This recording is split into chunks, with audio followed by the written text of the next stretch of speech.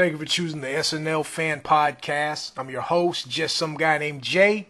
And what we'll be doing in this one, we'll be reviewing the March 9th episode of Saturday Night Live with host and musical guest Justin Timberlake.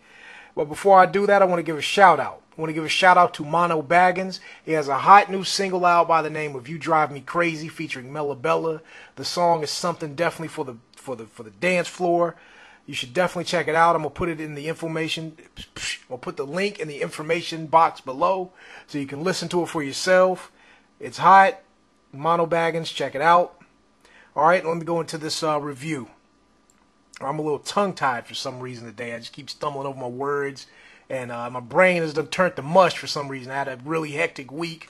And I know you don't care about that, but I just want to just apologize in advance if you hear some long pauses and some stumbling over my tongue here.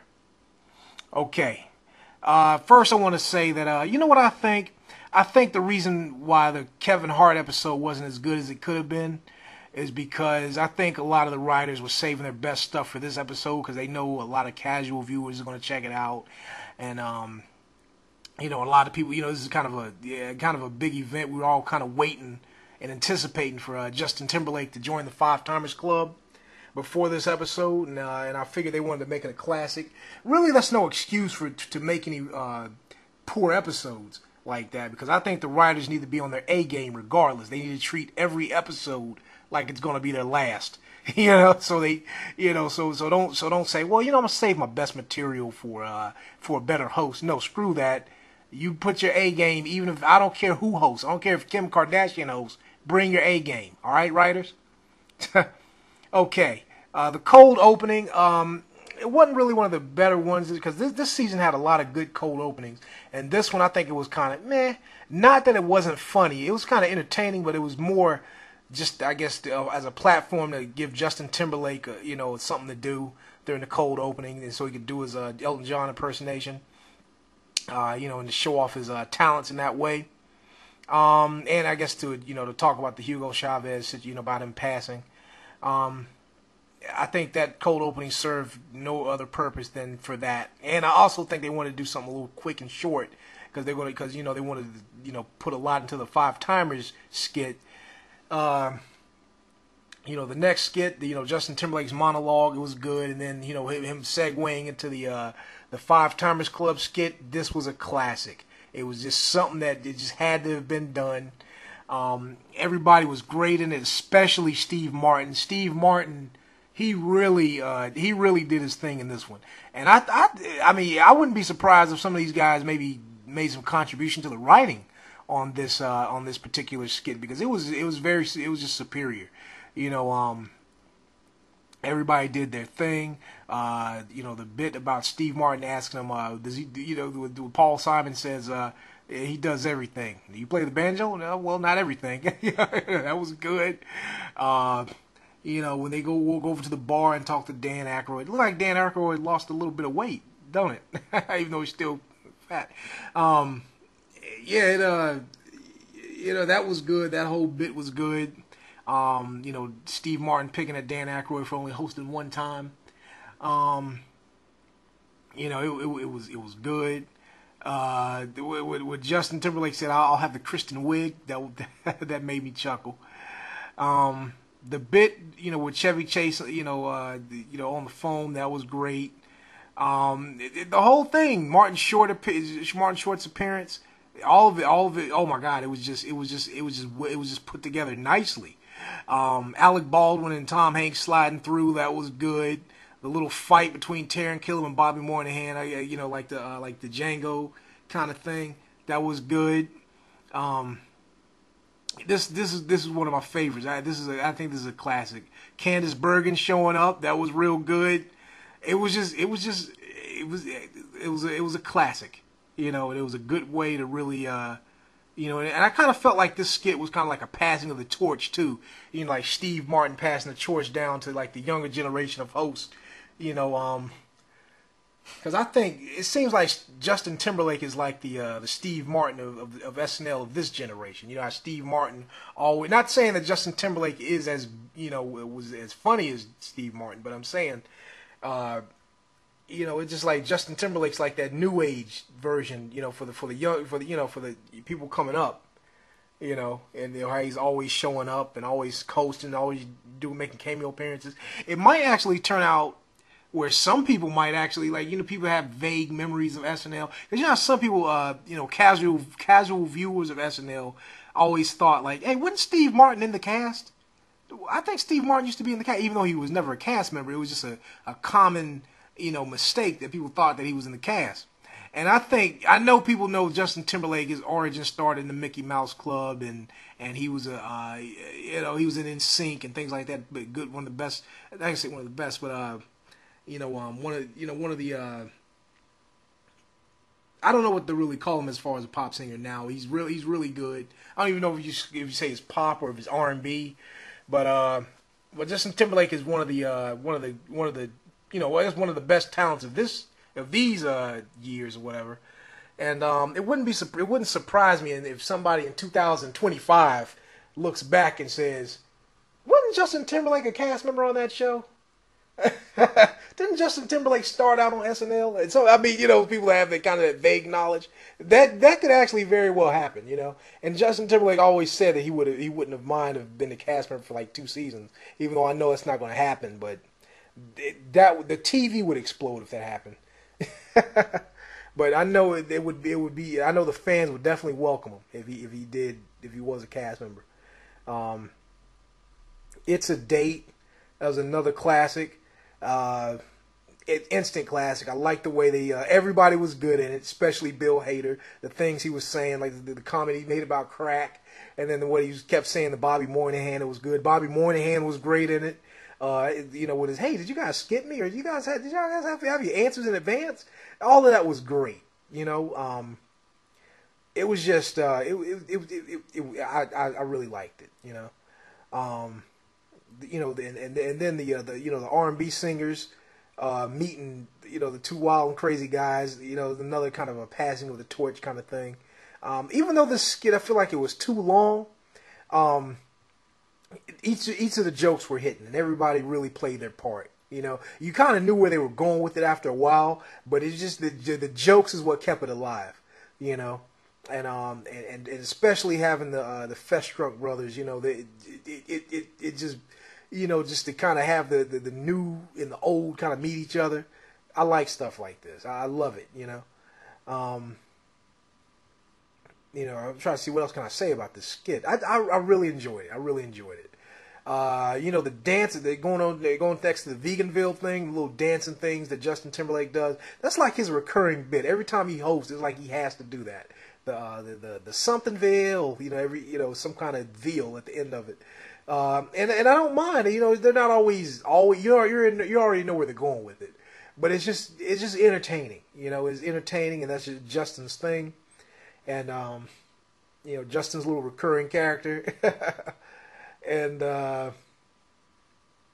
what I also want to talk about too is the little Harlem Shake they did at the end of the skit.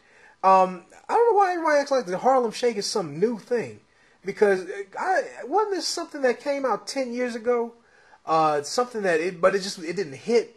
It was something that Puff Daddy and them were trying to do back in the day, I think, because I remember Puff Daddy, back when he was called Puff Daddy. I know he's P-Diddy now, or Diddy, but then he had an artist by the name of G-Dep, and he had a song. I forget the name of the song, and he had another rapper on that song by the name of Black Rob. If y'all remember, I think Black Rob, and and when they were doing the Harlem Shake in the video, they were saying this is the Harlem Shake and this and that, and it was something that Jim Jones had the Diplomats, and there was something that they were doing too, the Harlem Shake. Because I could have sworn this is something that was actually out 10 years ago, like back in 2003 or 2002, but it just never took off, If I'm wrong, definitely school me on this, but I think now that the athletes are doing it, it's like this big crossover thing now. But I could have sworn this is an old dance. The Nuva Bling, I really liked it, especially liked when Cecily. When Aidy asked Cecily, like, hey, did you get those earrings from Tiffany's? And she was like, no, close, got it from my vag. Like, I like those little lines. All that stuff was good. The Nouveau Bling skit was very good. You know, I definitely liked what they did with that. It's kind of funny too that Kevin Hart got in trouble for saying what he said. You know, the GD, and I'm not going to say it because I have the, you know, the affiliate codes on this on these videos, on these podcasts I do. But this episode, it's like, it's funny how what the censors will and won't let you say. Because I know later on, you know, they do that Roman thing or whatever. And they was kind of saying some things that kind of made me cringe a little bit. Like, ooh, y'all saying that on television? You know, having sex with a pig and things. But I don't know. I don't know what, you know. It's surprising me what, you know, what does and what doesn't, you know, make it. I don't judge musical performances. I do like the suit and tie song. I liked how Justin Timberlake introduced himself. Is this the first time this has happened? Where the artist actually said, "Ladies and gentlemen," and then he walked up on the stage. What he should have said was, "Ladies and gentlemen, me," or something like that. That was very entertaining how he did that. How he segued into a song like that, and introduced himself. You know, that was great. Weekend update. Like I said, it makes me think that they save the best, you know, material for better hosts. Because Seth Meyers, it seemed like his jokes were hitting on this episode, on this particular weekend update. It's like he had better jokes than the past 2 or 3 weekend updates. It's like what are you doing? Are you just gonna wake up old the Justin Timberlake episode and start telling some good stuff, you know, or the writers, you know, and Stefan. You know, it's always a pleasure to see Stefan. In my opinion, this is one of the weaker Stefans because he didn't say that many outrageous things. Or either that or we're just so used to him saying the outrageous things that it's not even, it's like, oh, okay, you know, it's like we expect it. But what I did like about this particular Stefan appearance is when he did the Donald Duck nightmare. That was great. Like, Bill Hader, I think he has more talent than SNL is letting him do. You know what I mean? Even though Bill Hader is doggone it almost in every skit almost, I still don't feel that Bill Hader is still getting to be Bill Hader. You know, like I think there's so many things he can and he's capable of doing. But I think SNL kind of put, you know, since it's an ensemble show, he kind of has to, you know, and nobody's like an Eddie Murphy. You know, I mean, well, I guess Kristen Wiig hogged the show like Eddie Murphy did back in the day. But I don't know. I think Bill Hader maybe he needs to take over like Kristen Wiig did, because I'm pretty sure he has all kind of hidden things in impersonations and in voices that he can do that he's not really putting out there. Moving right along to the Tales of Sober Caligula.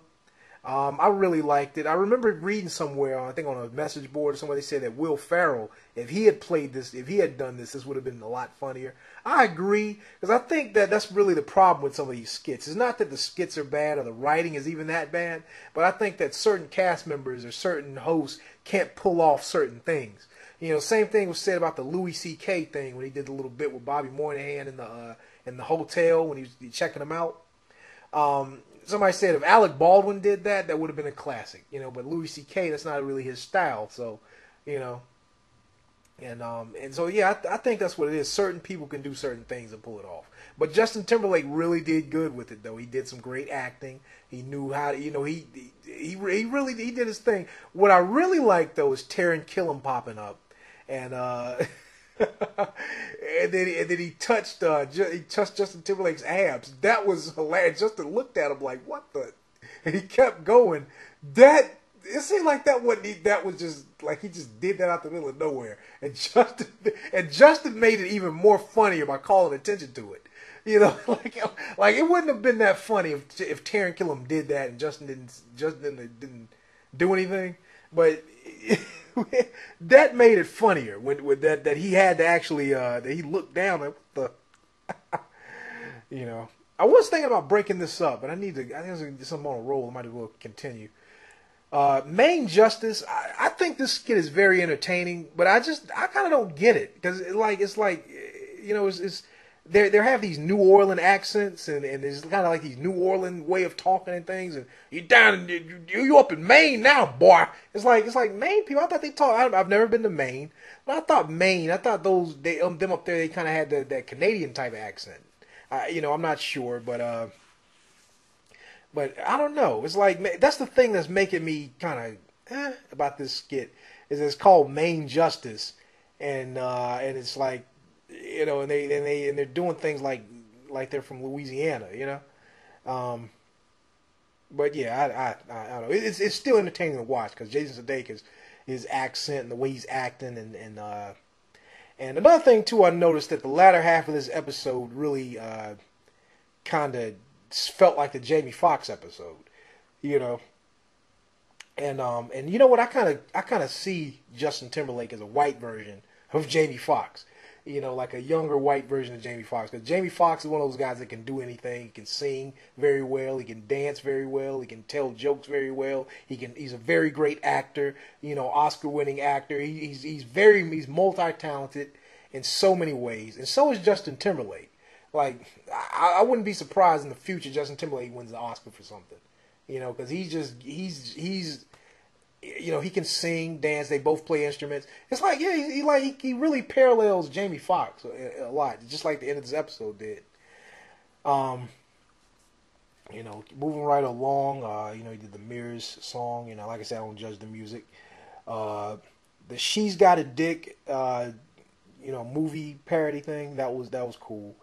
Good to see Nasim back in the game because it seems like in 2012 Nasim was I don't know, she was acting like she was Abby Elliott or something, and then it's like now, Nasim is back to doing what she normally does, which is great because Nasim is one of my favorites, And speaking of one of my favorites, this next skit, the commercial with the two ex-porn stars, Vanessa Bayer and Cecily Strong, is always selling some type of product, and they say these outrageous things. I like that too. And I think what really makes it is just kind of like the thing, like the Stefan thing. It's not really the skit. It's just them saying the outrageous things. That's what makes it funny. Them saying the off the wall crazy things. And then Justin Timberlake playing the porn star. That was good as well. Those things are good. I wouldn't mind if they kept doing it. And maybe somehow brought a different host and made them do something different each time. But yeah, I do enjoy it. Overall, it was a great episode. I say it's one of the best ones this season. I wouldn't say it was necessarily the funniest, but it was the most entertaining, and it had the best surprises, and it had it was just, I wouldn't say surprise since Steve Martin was leaking a lot of stuff on Twitter. Speaking of Twitter, I was reading Rachel Dratch's tweet in one of the timelines, and Rachel Dratch said that I would have been in that Veganville skit, and I would have been playing that character with the baby arm on my head with the messed up teeth and dancing with the rest of them. That's something they would have done. I could have imagined them doing that. Those extras in that skit was really getting down too. They were just as funny as Bobby Moynihan and Justin with the little funny little dances they were doing. Like that little kid and the woman with the hard hat on and the stuff. That was good, Overall, it was a good episode. I'm glad they had a home run episode before this little March break that they're going to take. And I remember reading somewhere that Lorne Michaels said that he likes to leave on notes that's going to have people talking. And this is definitely one because this had a lot of people talking. A lot of people mostly talked about the Kanye West and Justin Timberlake kind of beef thing.